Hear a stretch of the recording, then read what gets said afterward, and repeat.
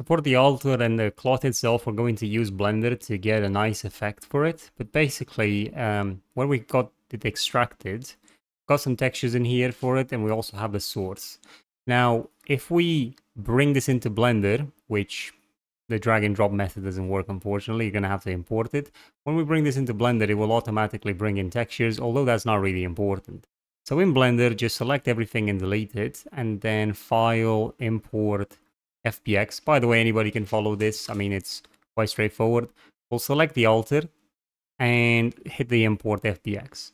Now, once it's imported like that, I would definitely recommend that you select it and have a look at the sort of the scale of it. Apparently, it's a scale of 1. I don't know how that sort of looks like as opposed to the mannequin, but we'll probably, we're probably going to be upscaling it down. Now, the rotation has been changed. So what I would do is I would press Control A, and then select all transforms so that everything is sort of reset to 0 like that. So you get the mesh exactly as it looks in here. You get it in Unreal Engine as well. So why did we bring the mesh in here? Because effectively we want to create a cloth on top of this mesh. So we're going to create a new plane, and we can scale this plane up, something like that. And then we can bring it above and then scale it on the x-axis. So S, x-axis, and scale up, something like that. And we'll see what that looks like. And you'll see that it's not really centered to this. So we're going to select the mesh here and press G on the keyboard and then press Y. You can see that it's now moving on the Y-axis. So we're going to have a look at centering this, something like that. Okay, so that looks a lot better. Now we can add what is called a cloth modifier to this plane. So we can go, well, first of all, go into edit mode of the plane, and you'll want to right click and click subdivide once, twice, maybe, yeah, something like that. Okay, so a couple of times basically subdividing it. Now we're going to go back into object mode, and with the plane selected, we can press this button over here in the physics and just select cloth. And this has already added the cloth modifier, which you'll notice it's making this fall down like that. Okay.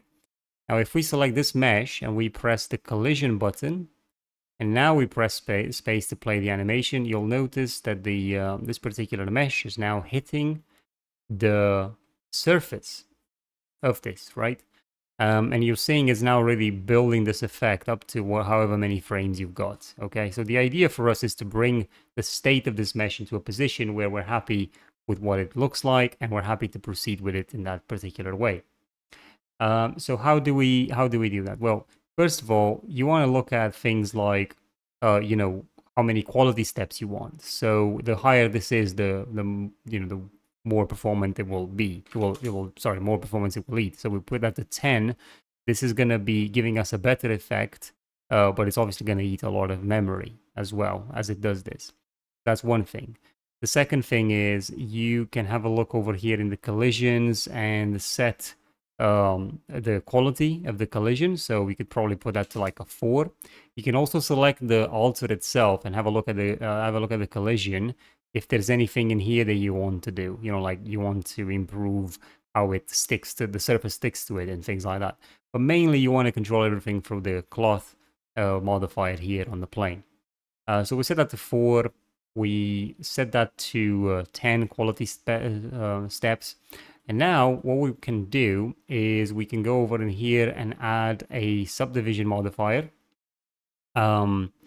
And you can pretty much subdivide it to maybe like a 3, something like that. And now if you press space, now it's going to have a lot more resolution to work with. So when we allow it to sort of hit, we'll be able to see it sort of hit, and actually it's kind of going a bit, rogue here. So that's not going to look very well, is it? So we're going to have to make sure that we get a lot more geometry to this. So we'll do that in just a second. Let's just leave it sort of to do its own thing and see how that looks like all the way to the end. Okay. So it's now time to do some modifications to this. One of the first things we can do is select the cloth and press Ctrl A and select all transforms. And once we do that, it already sort of helps our effect actually work a lot better. Without you doing that, you'll get various different sort of distortions and problems with it. And even now, it's still not ready, so it's still not working properly. So let's just go back to frame 0.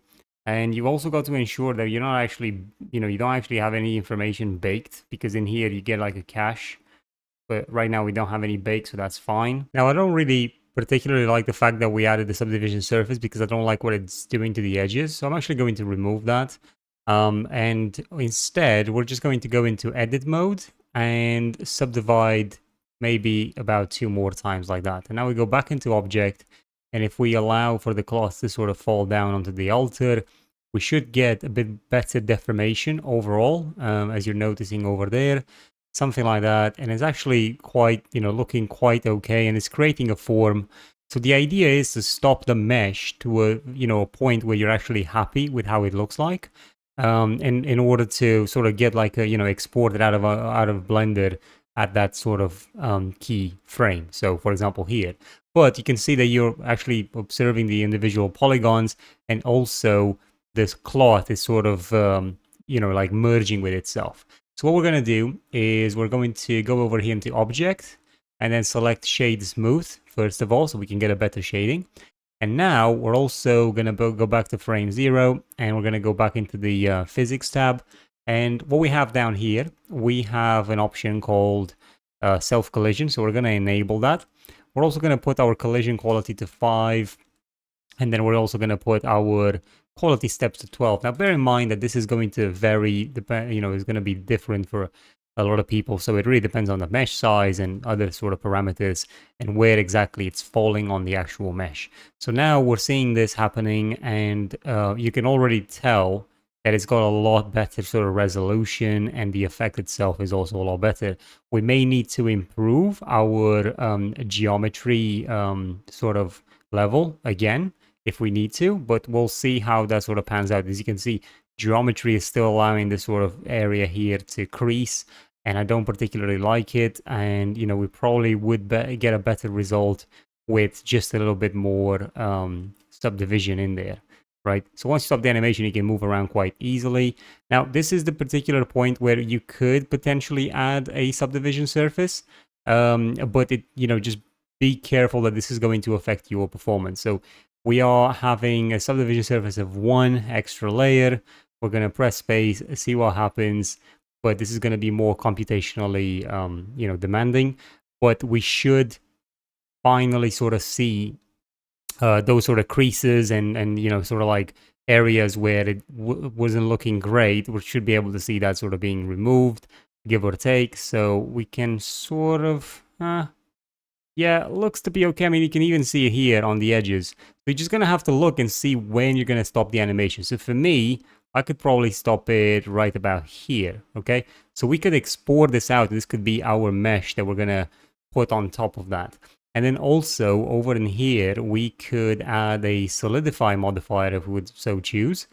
And this is literally adding another layer. So it's thickening the cloth as it may. And with this done, you're actually going to be able to have like a thickness to the cloth, which is very important. By the way, this entire cloth mesh here is already unwrapped because we made it from a basic plane.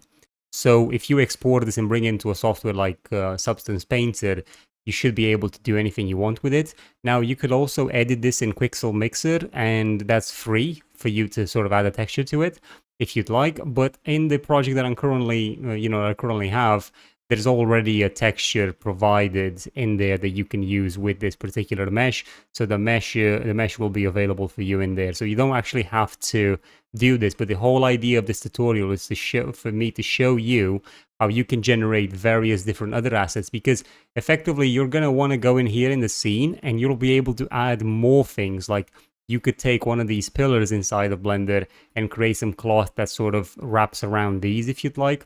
By the way, you're noticing that the bricks themselves are quite shiny, and maybe that's not how the material comes out of Unreal Engine, sorry, from your Megascans, and that's because I've actually bumped the roughness to, I've decreased the roughness in order to get more of a shine. I just sort of thought maybe that will work better, but we'll see in the final sort of output. And now very quickly back in Blender, this is effectively done now, so you can actually export this mesh as it is. Now these modifiers that we've added, like the cloth, subdivision, and the solidify, we've got to make sure that these are actually permanent, because if you export it the way it is right now, you may not actually get these to be applied. So what you can do, you can go up here onto this arrow and select apply, the shortcut being Control A. So once you apply everything, the mesh will retain its form now, regardless if the timeline changes or not. So you're able to export it this way. You go up here, File, Export, and select FBX. And then make sure that you actually click selected objects, and also in geometry, select face. So selected objects and face, and then give it a name and then export it. Also, if your mesh does not have a material, Unreal Engine will sort of create one automatically. But in here, you can add a material. So for me, I've got fabric material, but you know, you could literally just press new, add a material, name it whatever you want, and then export it, and you'll have that. But as I said, I've got these meshes already in Unreal Engine, and we'll use them from there.